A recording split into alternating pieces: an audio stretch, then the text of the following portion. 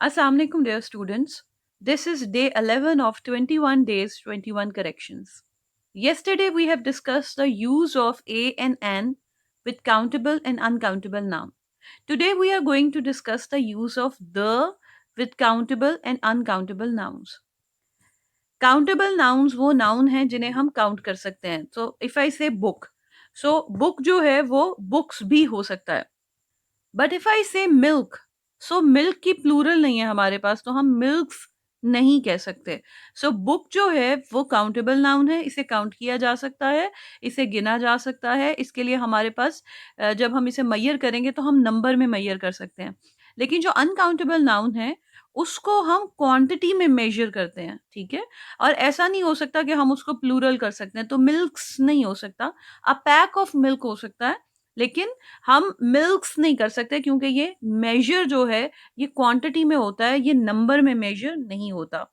अब इसी चीज को अगर हम देखें तो हम जब ए और एन का इस्तेमाल करते हैं तो हमें देखना पड़ता है कि चीज काउंटेबल है या काउंटेबल नहीं है. जाहिर बात है कि अगर कोई चीज काउंटेबल ही नहीं है तो हम उसके साथ अ या एन का इस्तेमाल नहीं कर सकते.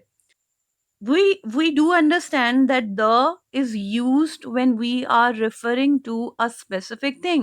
So अगर हम countable की बात करें या किसी भी noun की बात करें तो हम किसी particular चीज की तरफ इशारा करते हैं तो हम the man लगा देते हैं.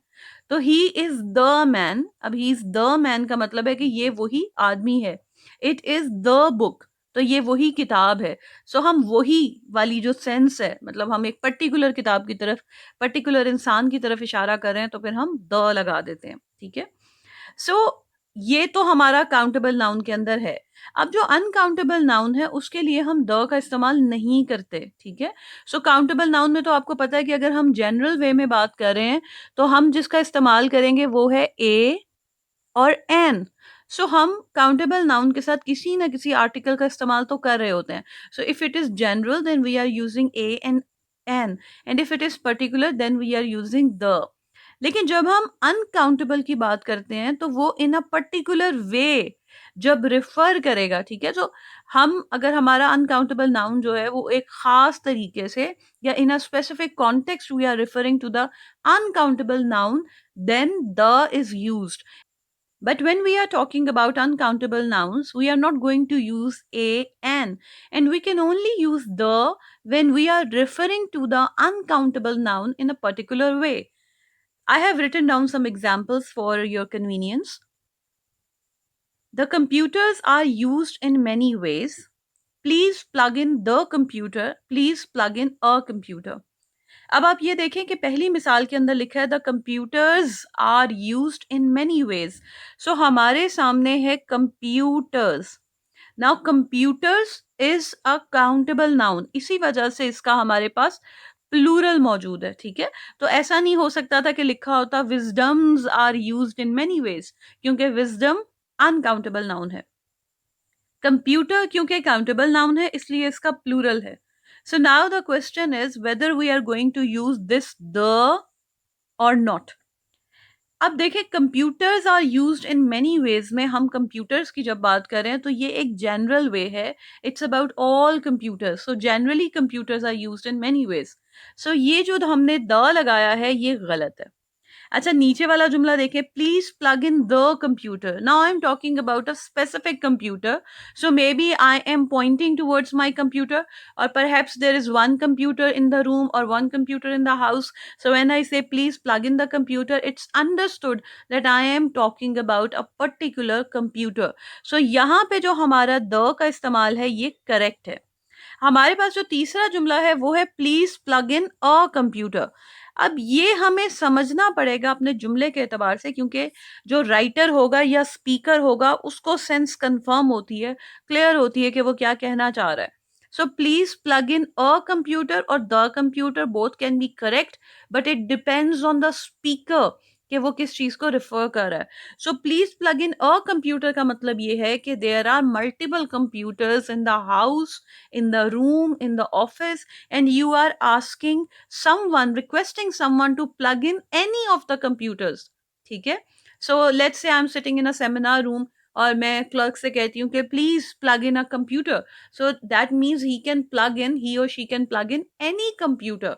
ठीक है। सो देयर आर मेनी, और उसमें से किसी एक को प्लग इन करना है। और जब हम एक खास की बात कर रहे हैं, तो हो सकता है कि जो कंप्यूटर है वो HOD का हो सकता है वो किसी पर्टिकुलर बंदे का हो, वो किसी सेटअप के अंदर सिर्फ एक कंप्यूटर हो, तो ये हमारी सेंस होती है जिसको हम समझते हैं।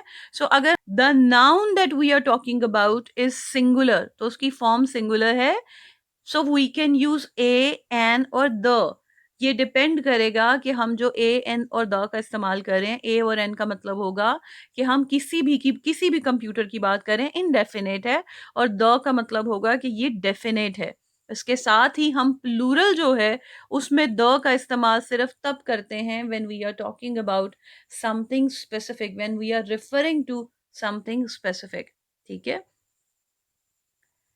They have sent the computers for repairing. So they have sent the computers. अब ये computers यहाँ पे plural है, लेकिन हमने the computers इसलिए लगाया है क्योंकि ये खास computers हैं, ये किसी department के हो सकते हैं, किसी office के हो सकते हैं। So ये हम खास computers की बात करें, we are referring to particular or specific computers. So they have sent the computers for repairing. अच्छा, अब देखें, ये तो हो गए काउंटेबल नाउन्स। उसके बाद हमारे पास है uncountable nouns. The wisdom brings patience. Wisdom, अब ये अनकाउंटेबल कैसे है, मुझे कैसे पता चला ये नाउन अनकाउंटेबल है? इसका प्लूरल नहीं हो सकता, विजडम्स नहीं होता। ठीक है। So the wisdom brings patience. अगर हम अनकाउंटेबल नाउन की बात कर रहे हो इन a general way, so the का इस्तेमाल नहीं होता।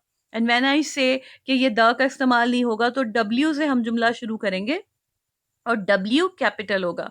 इसी तरह ये कंप्यूटर्स का सी जो है वो कैपिटल होगा। Wisdom brings patience. सो ये हमारा जुमला सही हो गया, क्योंकि विजडम जो है वो अनकाउंटेबल नाउन है और हम जनरल वे में विजडम की बात कर रहे हैं। The wisdom of Luqman is exemplary. So what is exemplary? The wisdom of Luqman. So ये जो हम द विजडम की बात कर रहे हैं, ये हम एक खास कॉन्टेक्स्ट में बात कर रहे हैं। ठीक है। तो वो जो खास कॉन्टेक्स्ट है वो हमें समझ आ रहा है इस एडजेक्टिव फ्रेज की वजह से। सो ये एडजेक्टिव फ्रेज भी है, इसको हम प्रेपोजिशनल फ्रेज भी कहते हैं। ठीक है। सो इसके दोनों नाम है, आप इसको प्रेपोजिशनल फ्रेज कह लें, आप इसको एडजेक्टिव फ्रेज कह लें, both are the same thing. So ये जो एडजेक्टिव फ्रेज है ये इस नाउन को पर्टिकुलर कर रही है, स्पेसिफाई कर रही है, डेफिनेट कर रही है। I understand that it is not easy. I understand that this is one of the ways in which we can use the, which is a definite article, but there are different other uses of the as well. Because we are doing corrections, so I'm not going to work on, I'm not, because we are working on corrections, I'm not going to teach the use of the. For that, I'll make a separate lecture, ताकि the का जितना इस्तेमाल है वो मैं एक ही slide के अंदर उसको cover कर लूँ. So I hope you are able to understand the difference between countable and uncountable noun. I hope that you are able to understand the use of the with reference to countable and uncountable noun. I'll see you tomorrow. Thank you.